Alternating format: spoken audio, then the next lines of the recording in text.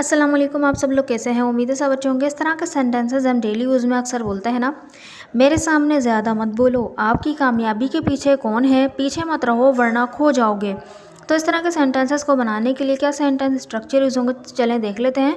Basically इसके अंदर मैंने 2 प्रीपोजिशन और एक एडवांस स्ट्रक्चर लिया है। तो इस वीडियो में हम ये 3 चीज़ें सीखने वाले हैं। सो जो फर्स्ट हमारी प्रीपोजिशन है वो है इन front of. In front of मतलब के सामने।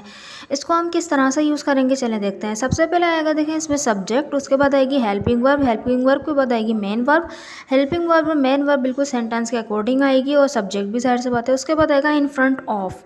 इन फ्रंट ऑफ और ऑब्जेक्ट आ जाएगा वो जिसके सामने है, जैसे कि घर के सामने इन फ्रंट ऑफ हाउस, आपके सामने इन फ्रंट ऑफ यू, उसके सामने इन फ्रंट ऑफ हर। ठीक है, तो इस तरह से हम यहाँ पर लगा देंगे। So let's see with the help of sentences.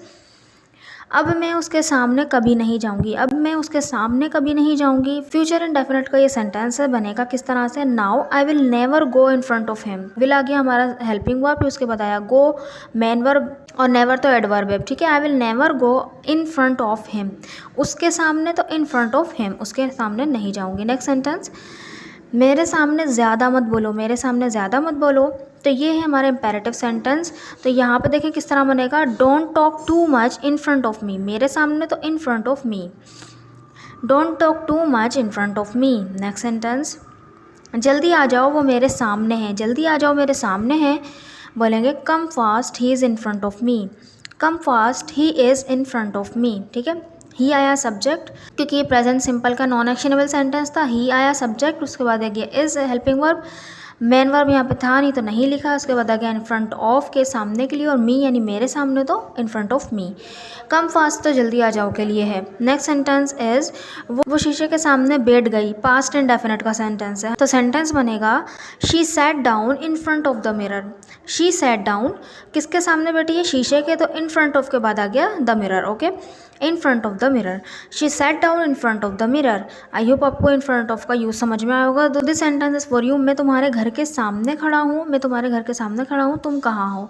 इस सेंटेंस को बनाकर ज़रूर कमेंट बॉक्स में लिखिए। अभी वीडियो को पॉज कीजिए और लिखिए। हम इसके नेक्स्ट प्रीपोजिशन की तरफ बढ़ते हैं, जो कि है बिहाइंड। बिहाइंड यानी के पीछे, के पीछे। इसका भी देखें वही सेम स्ट्रक्चर है, ऑब्जेक्ट से पहले बिहाइंड आ जाएगा और बाकी जो सब्जेक्ट हेल्पिंग वर्ब और मेन वर्ब इसी तरह से रहेगा, यानी जिसके भी पीछे है बिहाइंड के वो आगे आ जाएगा। ठीक है, सेंटेंस है वो दरख्त के पीछे छुप गई, वो दरख्त के पीछे छुप गई, किसके पीछे छुपी है, दरख्त के पीछे, तो बिहाइंड के बाद ट्री आएगा। ठीक है, ये तो हमें पता चल गया।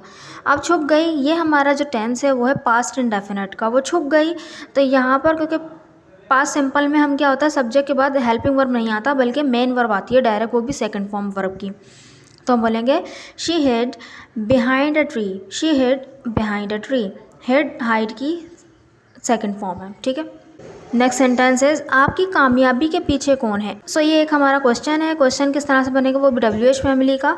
और यहाँ पे देखें कोई जो है यहाँ पर सब्जेक्ट है नहीं, आपकी कामयाबी के पीछे कौन है, क्योंकि पूछ ही रहे हैं तो कौन यहाँ पे हु हो जाएगा एज अ सब्जेक्ट यहाँ पर। ठीक है, हु, उसके बाद हेल्पिंग वर्ब आएगा इज, क्योंकि ये प्रेजेंट सिंपल का नॉन एक्शनेबल सेंटेंस है ना, कोई एक्शन नहीं दिखाई दे रहा ना यहाँ पर, तो इस वजह से हु इसके बाद देखें आ जाएगा who is behind your success. Your success तुम्हारी कामयाबी या आपकी कामयाबी, और बिहाइंड के पीछे, आपकी कामयाबी के पीछे behind your success who is कौन है। ठीक है, who is behind your success, आपकी कामयाबी के पीछे कौन है। नेक्स्ट सेंटेंस इज हमारे पीछे कोई नहीं है। अच्छा, इस सेंटेंस को जो है 2 तरह से बना सकते हैं, एक तो देर लगा के भी बना सकते हैं, ठीक है, और एक जो है नो वन को ही हम क्या है सब्जेक्ट बना दें, जैसे मैंने यहाँ पे देयर से बनाया, there is no one behind us, इस तरह भी बन सकता है, और बोल सकते हैं कि no one is behind us.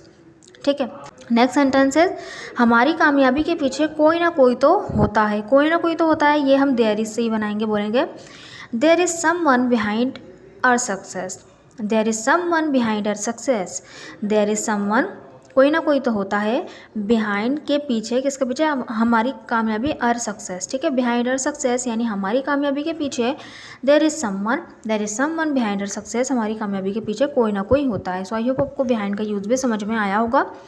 So this sentence is for you, हमारा घर मार्केट के पीछे है, हमारा घर मार्केट के पीछे है।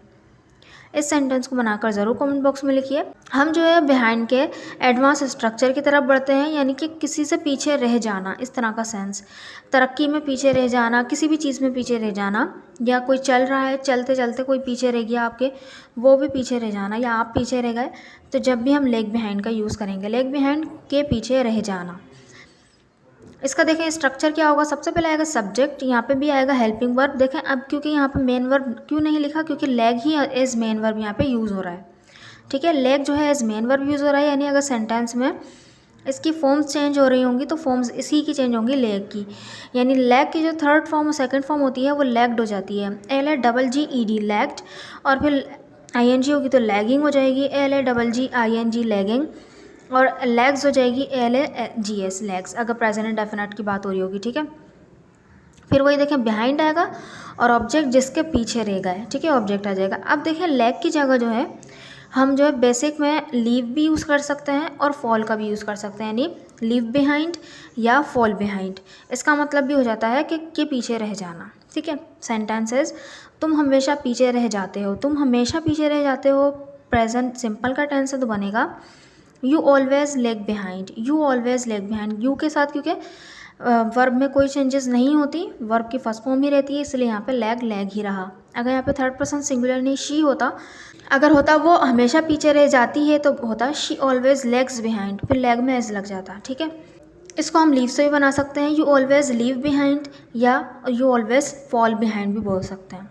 ठीक है, लेग बिहाइंड जो है एडवांस हमारा स्ट्रक्चर है। तुम पीछे क्यों रह जा रहे हो, तुम पीछे क्यों रह जा रहे हो सेंटेंस बनेगा why are you lagging behind, why are you lagging behind, क्योंकि ये प्रेजेंट कंटिन्यूस का टेंस था, इसीलिए देखें उसी तरह से बना। वाई क्योंकि सवाली जुमला है तो डबल इंटेरोगेटिव में हमारा WH फैमिली पहले आता है, फिर उसके बाद हेल्पिंग वर्ब और फिर हमारे सब्जेक्ट और मेन वर्ब आ जाते हैं। ठीक है, why are you lagging behind, तुम पीछे क्यों रह जा रहे हो। अब ये किसी और के से पीछे रह जाने की बात नहीं थी, तो इसलिए बिहाइंड के आगे कुछ भी नहीं आया, बिहाइंड ऐसे रह गया। ठीक है, नेक्स्ट सेंटेंस इज वो तरक्की में अली से पीछे रह गया है, वो तरक्की में अली से पीछे रह गया है, तो यह प्रेजेंट परफेक्ट का टेंस बनेगा ही हैज़ लेग्ड बिहाइंड। देखें ही इसके साथ हैज़ लगता है, हैव हैज़ में से हैज़ लगता है, फिर उसके बाद जो है वर्ब की थर्ड फॉर्म आती है, लेग की थर्ड फॉर्म लेग्ड होती है।